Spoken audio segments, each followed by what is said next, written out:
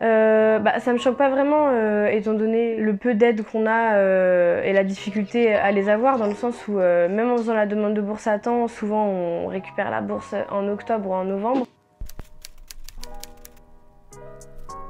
Je m'appelle Zoé, je suis en Master 1 STAPS à Orsay. J'ai 21 ans et j'habite en région parisienne depuis que je suis née. Je fais du rugby depuis 13 ans et malheureusement depuis quelques années, depuis 2 ans, je me suis blessée à l'épaule et je peux plus pratiquer, donc ça me manque. Je suis un peu frustrée et je trouve pas d'autres pratiques en fait qui me conviennent à la place.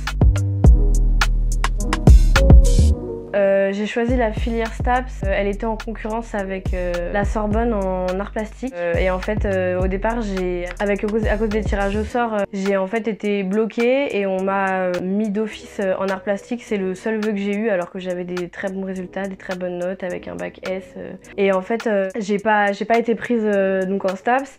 Et donc j'ai commencé la Sorbonne pendant 1 mois en septembre. Et en fait, la fac d'Orsay m'a envoyé un mail fin septembre pour me dire en fait, il y a de la place. Et donc c'est comme ça que j'ai commencé STAPS. Donc avec 1 mois de retard, mais en fait j'avais pas loupé grand chose.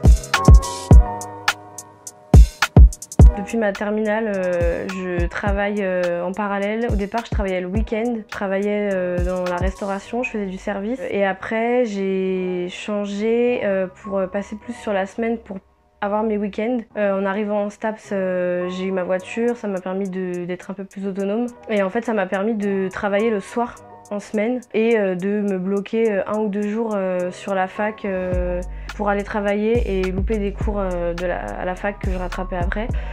Donc je suis obligée de m'assumer toute seule, quoi. En ce qui concerne les aides, on n'est carrément pas renseigné et en fait même d'obtenir la bourse, en fait quand on est boursier, c'est super difficile. On n'arrive pas à les joindre, les dossiers sont jamais complets alors que les documents on les envoie, donc c'est super difficile d'avoir accès même à ces aides là en fait. Donc j'ai commencé fin de terminale à travailler dans la restauration, à faire du service, du bar, de la vente à emporter, etc.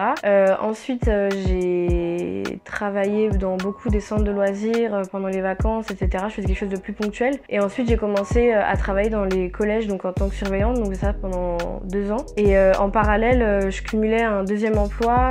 Je travaillais à McDo aussi, j'avais un contrat en 10 heures parce que mon contrat de 20 heures au lycée, au collège ne me suffisait pas. Et donc du coup, j'ai arrêté McDo fin août pour le master, pensant que j'aurais pas le temps et que je m'en sortirais. Et en fait, il s'est avéré que je me suis vite rendu compte que non seulement j'avais le temps, et en plus c'était vraiment ric-rac pour les courses, etc. Donc j'ai recommencé à travailler à McDo, donc je fais à peu près 35 heures par semaine, en plus des cours. Ouais, complètement. Complètement, parce que j'ai beaucoup moins de temps pour réviser. Il y a quand même énormément de cours auxquels j'assiste pas. Bien sûr, je rattrape tous les cours, j'ai des gentils camarades qui me filent les cours, etc. Mais c'est pas pareil d'assister aux cours, t'as pas les exemples, il te manque des choses, etc.